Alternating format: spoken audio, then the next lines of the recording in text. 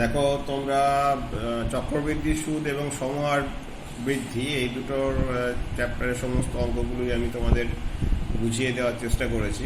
এবার ওর যে শর্ট কোশ্চেনগুলো ছিল সেগুলো তোমাদের বাকি আছে। প্রথমে 16 নম্বরে আছে অতি সংক্ষিপ্ত উত্তরধর্মী যে প্রশ্নগুলো। প্রথমে আছে বহু বিকল্পধর্মী মানে এমসিকিউ কোশ্চেন। এর মধ্যে 5টা কোশ্চেন আছে, আমি এগুলো করে দেওয়ার চেষ্টা করেছি। প্রথম যে কোশ্চেনটা আছে সেটা দেখবে দেওয়া আছে তোমাদের চক্রবৃদ্ধি সুদের ক্ষেত্রে প্রতি বছর বার্ষিক চক্রবৃদ্ধি সুদের হার এটা সমান হতে পারে আবার অসমানও হতে পারে। একটা উদাহরণ দিয়ে আমি তোমাদের বলেছি, দেখবে 113 নম্বর পাতার 14 এবং 15 নম্বর প্রশ্ন। এখানে দেখবে সুদের হার অসমান আছে, মানে প্রত্যেক বছর সুদের হার পরিবর্তন হতে পারে চক্রবৃদ্ধি সুদের ক্ষেত্রে। 2 নম্বর কোশ্চেন আছে চক্রবৃদ্ধি সুদের ক্ষেত্রে যে 4টে অপশন দেওয়া আছে সেক্ষেত্রে বি এর যে অপশনটা দেওয়া আছে প্রত্যেক বছর আসলটা অপরিবর্তিত হবে। কেন না, বছরের শেষে যেটা সুদ জমা হবে সেটা আসলের সঙ্গে যোগ হয়ে যায়, সেই জন্যে বি এর উত্তরটা সঠিক হবে 2 নম্বর কোশ্চেনের ক্ষেত্রে। 3 নম্বর কোশ্চেনে দেওয়া আছে গ্রামের বর্তমান জনসংখ্যা পি, প্রতি বছর বৃদ্ধির হার হচ্ছে 2% এন বছরে জনসংখ্যা হবে। দেখো এন বছরে আমরা যে মানটা বসিয়ে দিয়েছি সেই মানটা বসিয়ে দিলে হচ্ছে তোমার পি ইন্টু 1 প্লাস ব্র্যাকেটের মধ্যে 2r/100 two the power n দেখতে পাচ্ছ তোমরা।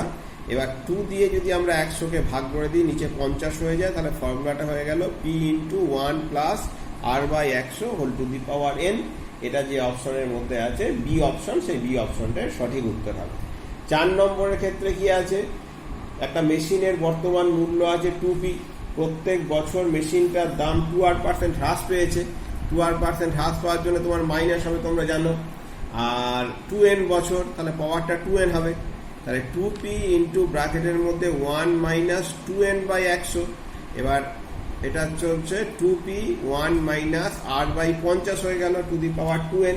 এটা দেখবে ডি অপশনের মধ্যে আছে, তাহলে ডি অপশনটা সঠিক হবে।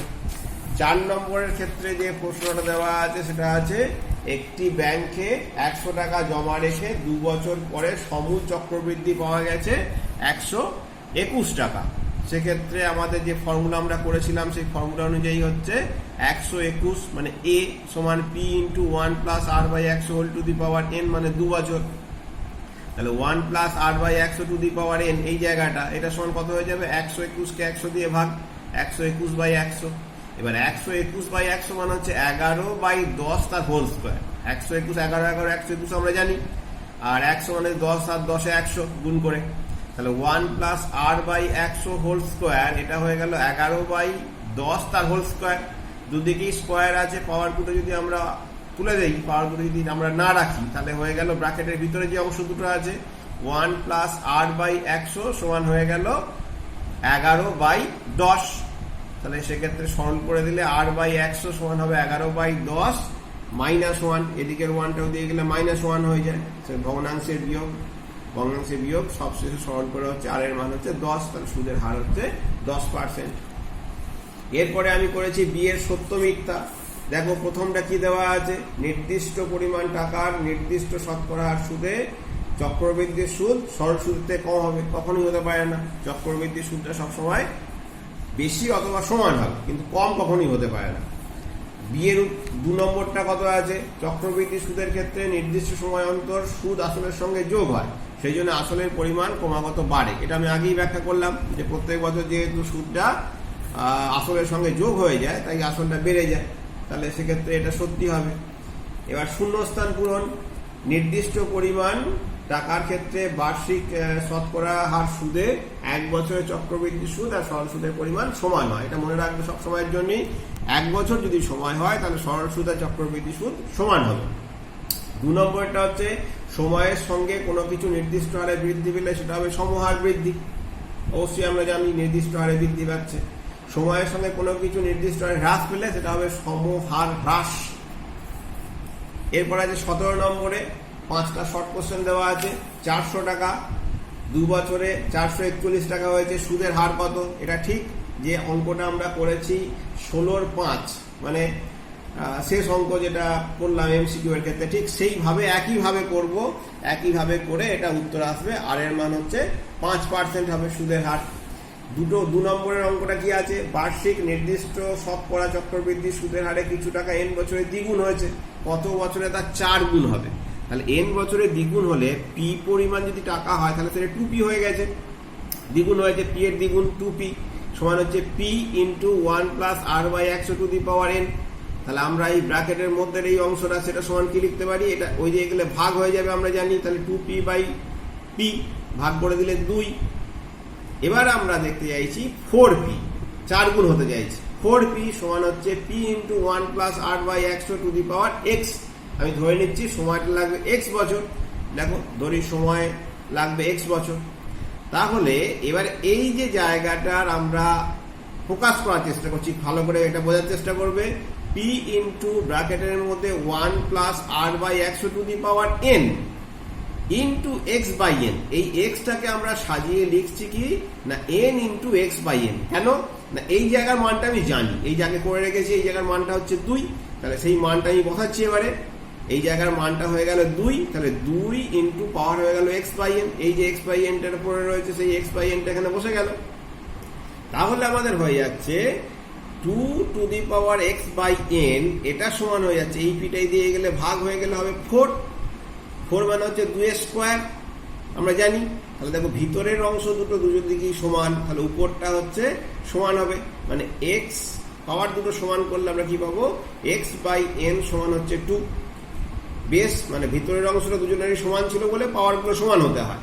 তাহলে x/n, এটা 9-এ পড়েছো তোমরা, x/n সমান হয়ে যাবে 2, তাহলে x সমান হয়ে যাবে কত, 2n। তাহলে এক্ষেত্রে সময় লাগবে 2n বছর। এটা গেল তোমাদের 2 নম্বর অঙ্কটা। 3 নম্বর অঙ্কে কি বলা আছে না, বার্ষিক 5% চক্রবৃদ্ধি সুদ, 2 বছরের চক্রবৃদ্ধি সুদ হয়েছে কত, 615 টাকা। তাহলে আসলের পরিমাণ নির্ণয় করি। চক্রবৃদ্ধি সুদ মানে কি, চক্রবৃদ্ধি যেটা সুদে আসলে হয় মানে a amount p into 1 plus r/100 to the power n, তার থেকে p বাদ যাবে, সেটা সমান 615। দেখো এটা আমরা কি করেছি, আর এর মানটা বসিয়েছি, আর এর মানটা হচ্ছে 5%, তাহলে p ইন্টু ব্র্যাকেটের মধ্যে 1 প্লাস 5/100 স্কোয়ার মাইনাস p সমান 615। এটা ভাগ করে দিয়ে হয়েছে 20, তাহলে এটা হয়ে গেল লসাগু 20, ভগ্নাংশে যোগ করে হলো 20 প্লাস 1/20, বাইরে মাইনাস p আছে, স্কোয়ার আছে বলে 21 যোগ করে হচ্ছে 20 আর 1 21 দুবার, নিচে 20 দুবার মাইনাস p, এইটা গুণ করে হচ্ছে 21 হচ্ছে 441, পাশে দেখানো আছে 21 গুণ করে হবে 441, আর 20 গুণ করে হবে 400, তাহলে 441 মাইনাস 400p/400 সমান হচ্ছে এটা। এই দুটো বিয়োগ করলে হবে 41/400 সমান হচ্ছে এটা। তাহলে p সমান কত লিখবো, 615। এই নিচের 400টা উপরে চলে গেল আর 41টা নিচে চলে এলো। 41 দিয়ে 15 গুণ করলে হচ্ছে 615 হয়। এখানে দেখে নিয়েছি ভাগ করে, তাহলে এটা হয়ে গেল 15 আর 4 গুণ করে 60, আর 400 দুটো শূন্য ছিল, তাহলে আসল হয়ে গেল 60,000 টাকা। এবার 4 নম্বর অঙ্ক কি বলা আছে, প্রত্যেক বছর 8% হারে দাম কমে গেছে একটা মেশিনের, n বছর পরে মেশিনের মূল্য হয়েছে v টাকা। n বছর পূর্বে মেশিনটার মূল্য কত ছিল, তাহলে সময় কি হচ্ছে, n বছর পূর্বে মানে পিছিয়ে যাচ্ছে, তাহলে আমরা সেই অনুযায়ী সূত্র হচ্ছে আমাদের কত, v সমান x ইন্টু, এটা আমার মানটা ধরে নিচ্ছি 1 minus r/100 to the power n। তাহলে x এর মান হবে v ডিভাইডেড বাই, এই অংশটা হচ্ছে ওদিকে গেলে ভাগ হয়ে যায়, ভাগ হলে নিচে চলে আসে, আর নিচে থাকা মানে পাওয়ার হচ্ছে মাইনাস হয়ে যায়, ঠিক আছে। তাহলে পাওয়ারটা n ছিল, পাওয়ারটা হয়ে যাবে minus n, v into 1 minus r/100 to the power minus n। তারপরে দেখো জনসংখ্যা এক্ষেত্রে হচ্ছে বৃদ্ধি পেয়েছে, n বছর পরে p হয়েছে, n বছর পূর্বে ওই একই রকম আগেরটার মতোই, শুধু বৃদ্ধি পেয়েছে বলে প্লাস চিহ্নটা হবে।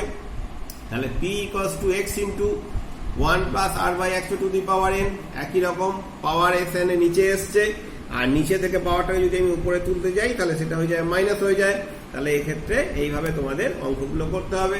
সব শর্ট কোশ্চেনগুলো আমি এইভাবে করে দিলাম, তোমরা একটু দেখে প্র্যাকটিস করো, হয়ে গেলে আমাকে একটু বলে দিই যে আমরা করতে পেরেছি।